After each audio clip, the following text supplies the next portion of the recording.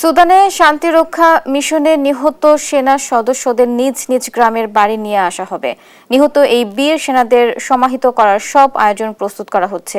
এ নিয়ে আরো জানাতে সরাসরি যুক্ত হচ্ছেন কিশোরগঞ্জ থেকে সহকর্মী তোফায়েল আহমেদ এবং নাটোর থেকে মামুন খান।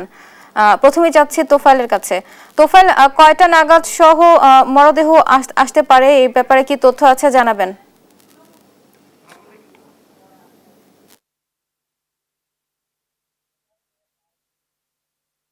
ধন্যবাদ বুবলি। আমি এখন রয়েছি নাটোর লালপুর উপজেলায়। মূলত এখানে আজকে সুদানে 6 জন নিহতর ঘটনায় কর্পোরাল মাসুদ রানার লাশ কিন্তু কিছুক্ষণের মধ্যে এখানে আসার কথা রয়েছে এবং এই জায়গাটা কিন্তু দেখতে পাচ্ছেন যে সেনাবাহিনী থেকে শুরু করে পুলিশ প্রশাসন এবং সাধারণ জনগণ কিন্তু এখানে উপস্থিত হয়েছেন এবং তারা কিন্তু এই লাশের যারা আত্মীয় স্বজন রয়েছে তারা কিন্তু এই লাশের অপেক্ষা করছেন এবং মাসুদ রানার যেই আত্মীয় স্বজনরা রয়েছেন তার গ্রামের বাড়ি বোয়ালিয়ায় তার সেখানে কবর খোঁড়া হচ্ছে এবং তার কাজ চলমান রয়েছে।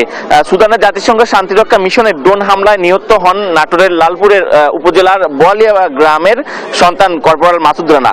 দেশের জন্য জীবন উৎসর্গ করা এই বীর সেনাকে শেষবারের মতো এক নজর দেখতে অধীর অপেক্ষায় প্রহর গুনছেন স্বজন ও এলাকাবাসী।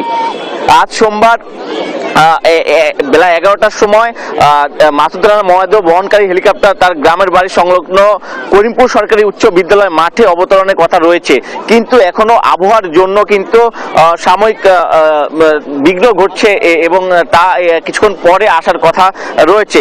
আন্তঃবাহিনী জনসংযোগ পরিদপ্তর আইএসপিআর সূত্রে আমাদেরকে যেটা জানিয়েছিলেন যে 11টা 5-এর দিকে আসার কথা ছিল, কিন্তু তা কিছুক্ষণ লেট করে আসা হচ্ছে যে কুয়াশাচ্ছন্ন যে আবহাওয়া এবং বাতাসের কারণে কিন্তু হেলিকপ্টারটি আসতে পারছে না। মরদেহ বহনকারী হেলিকপ্টার অবতরণের জন্য তার গ্রামের বাড়ি সংলগ্ন এই করিমপুর মাঠে কিন্তু উৎসুক জনতা ভিড় করছেন এবং প্রশাসন থেকে কিন্তু তাদের সার্বিক কাজগুলো করে যাচ্ছেন এবং দেখতে পাচ্ছেন যে আশেপাশে কিন্তু এলাকার যারা তার আত্মীয় স্বজন থেকে শুরু করে এলাকাবাসী রয়েছে তারা কিন্তু এখানে ভিড় করছেন এবং তার জন্য অপেক্ষা করছেন। স্বজনরা জানান গত 7 নভেম্বর স্ত্রী ও 8 বছরের একমাত্র কন্যা মাগফিরাতুল মাওলা আমিনাকে রেখে শান্তিরক্ষা মিশনে যোগ দিতে সুদানে যান মাসুদ রানা। মিশন শুরুর মাত্র 1 মাস 7 দিনের মাথায় সন্ত্রাসীদের হামলায় তিনি শাহাদাত বরণ করেন। শান্তিরক্ষী হিসেবে দেশের মুখ উজ্জ্বল করার স্বপ্ন নিয়ে দেশ ছাড়লেও কফিনে মুড়িয়ে ফিরছেন এই বীর। উল্লেখ্য থাকে যে গত 13 ডিসেম্বর সুদানের আবেহ এলাকায় জাতিসংঘ শান্তিরক্ষা মিশনের একটি ঘাঁটিতে সন্ত্রাসীদের বর্বরোচিত ড্রোন হামলায় বাংলাদেশি সেনাবাহিনীর 6 জন শান্তিরক্ষী কর্মী তাদের যিনি কর্পোরাল রয়েছেন তিনি নাটোরের সন্তান মাসুদ রানা, তার এই অকাল মৃত্যুতে কিন্তু এলাকায় শোকের ছায়া নেমে এসেছে এবং তারা এলাকাবাসীরা কিন্তু আমাদের কাছে কান্নাজনিত কণ্ঠে বলছিলেন এবং আত্মীয় স্বজন যারা রয়েছে তারা কিন্তু কান্নাজনিত কণ্ঠে আমাদের কাছে বলছিলেন যে তিনি এলাকায় সকলের সাথে একটি সুসম্পর্ক এবং ভালো সম্পর্ক ছিল। তার এই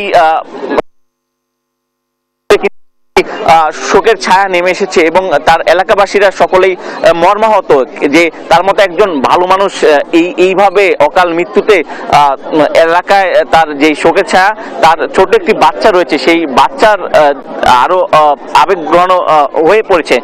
নাটোর লালপুর উপজেলার করিমপুর থেকে এই ছিল আমার কাছে সর্বশেষ। চলে যাচ্ছি স্টুডিওতে।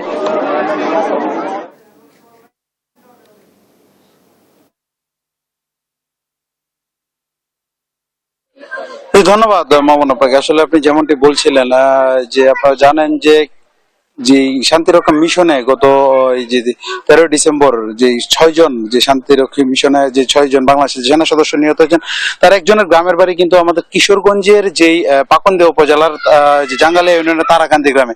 আমি এখন কিন্তু সকাল থেকেই কিন্তু তার গ্রামের বাড়িতে অবস্থান করছি এবং আমার ঠিক পেছনেই কিন্তু এই যে জাহাঙ্গীর আলমকে সমাহিত করার যে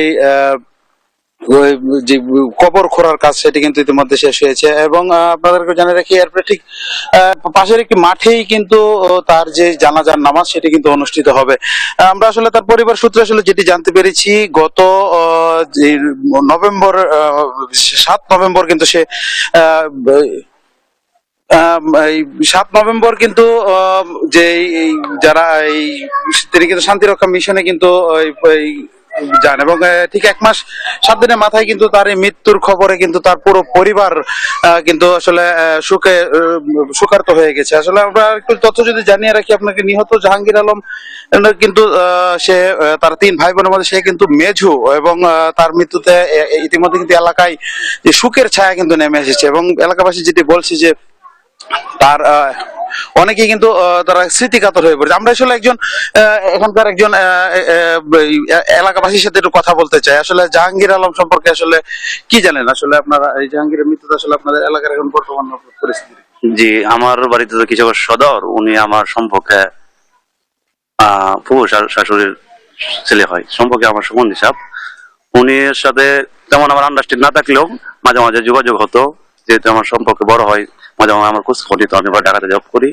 কিন্তু ওনার মৃত্যুতে ওনাদের এলাকার তো কষ্ট হয়েছে, আমরা আত্মীয় যারা আছে, মানে এটা আমাদের একটা কষ্টজনক জায়গার মধ্যে আছে। এছাড়া যে আমাদের যে সদস্য যারা আছে তাদেরও তো একটা কষ্টজনক।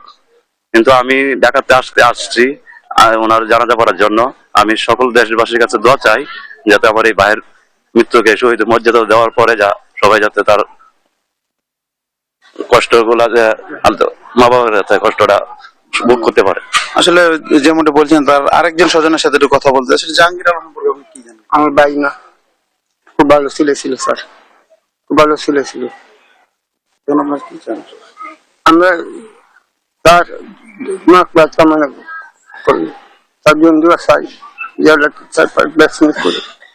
আসলে আমরা আসলে দেখছিলাম যে এখানকার যে আসলে তার যে আত্মীয়রা বা স্বজনরা রয়েছেন তারা কিন্তু একরকম সুকার্ত অবস্থায় কিন্তু রয়েছেন এবং আমরা ঠিক পেছনে কিন্তু তার যেই খাটিয়া আর আনাসহ আসলে যে বিষয়গুলো সেটি কিন্তু সম্পন্ন হয়েছে। এছাড়া আমরা দেখতে পেরেছি যে সকাল থেকে কিন্তু এলাকার বাসী যারা তার স্বজন এবং যার সাথে পরিচিতরা কিন্তু ইতিমধ্যেই তাকে একটা নজর দেখার জন্য কিন্তু তার গ্রামের বাড়িতে কিন্তু ভিড় করছেন।